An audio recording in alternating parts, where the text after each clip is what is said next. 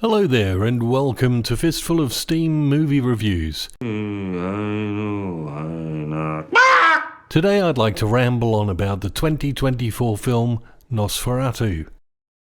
All views here are my own subjective thoughts on the movie. Bear in mind, I must have seen about 90% of vampire movies in the past, so some of this movie is not new to me.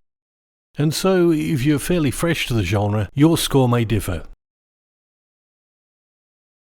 The movie centres around Ellen, played by Johnny Depp's daughter, no doubt walking in her dad's footsteps of offbeat horror films he seemed to enjoy making in the past.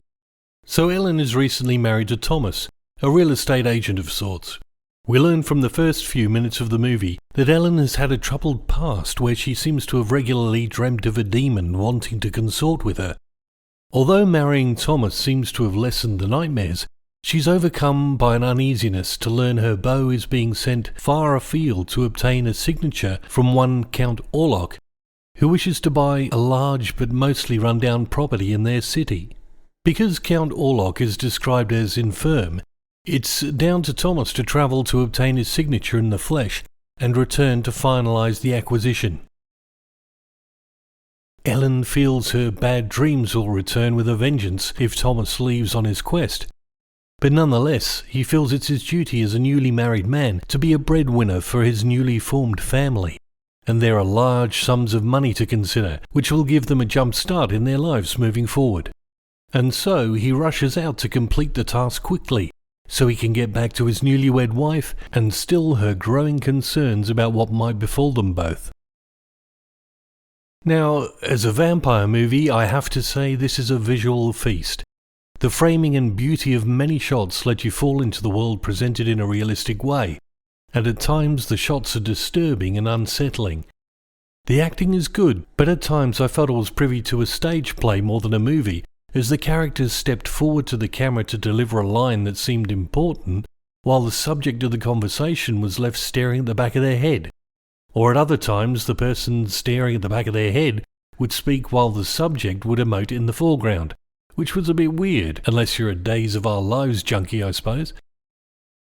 From a story perspective, if you've spent any time watching vampire movies from the Hammer horrors of the 70s right up to the present day, many of the same tropes are crammed into this 2.5-hour long motion picture. The moving shadows across the room, the Count sleeping in a coffin, the weird sidekick of the Count, etc. But the ending is a little different, which kind of made this one unique. The reason, though, I'm giving it only a 6.5 bats out of 10 is because many parts were just boring or jarring, but not in a good way, and a lot more could have been done with this extended runtime. So if you've made it this far and want to see it for yourself, now is that time, as I'm getting to that spoiler stage of the review. But carry on if you've already seen the movie or have no intention of seeing it. Thomas treks off and gets to see what looks like a traditional staking of a vampire along his way to Count Orlok's estate. When he meets Orlok, he's tricked into signing a paper in Orlok's native language, believing it to be signing over the land. This is, in fact, an annulment of his wedding to Ellen, as Orlok wants to claim her as his own, as he has done so in her past, for he is the monster that stalks her dreams. Thomas then finds himself a prisoner of the Count, who feeds off him in the night, but he manages to escape and be found by a religious group who attempt to free him of Orlok's grip by tending to his wounds and praying for him. He leaves before he's fully well, though, and rides as fast as he can to his wife's side. Meanwhile, Ellen's world has deteriorated, and she's taken to convulsions in her sleep, which are getting worse.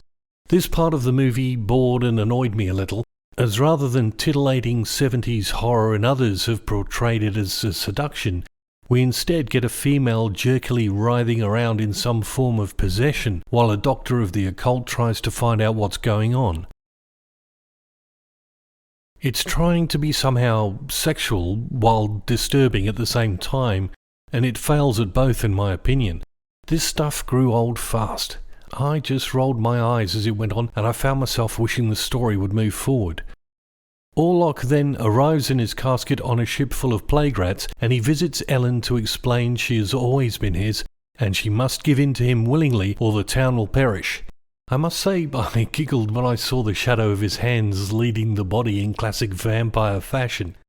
It was cheesy, and I see why they homaged the hell out of it, but it just felt like it was shoehorned in there for member berries. Then, while her husband is lured away by the occult professor to burn Orlok's casket before dawn, Ellen knows that the town will die without her sacrifice. And under the nudging of the professor before they left, she entices Orlok to take her, and he arrives to feed on her blood. She sacrifices herself by keeping him feeding until the sun comes up, whereupon they both die, just before her husband returns to witness the two corpses entwined in death. So there you are, a good vampire movie, but in my opinion too long, and missing some golden opportunities to really be different or escalate the fear of the townsfolk or the main characters. I know it's a remake of an old movie of the same name, but it missed the mark for me. Again, 6.5 bats out of 10.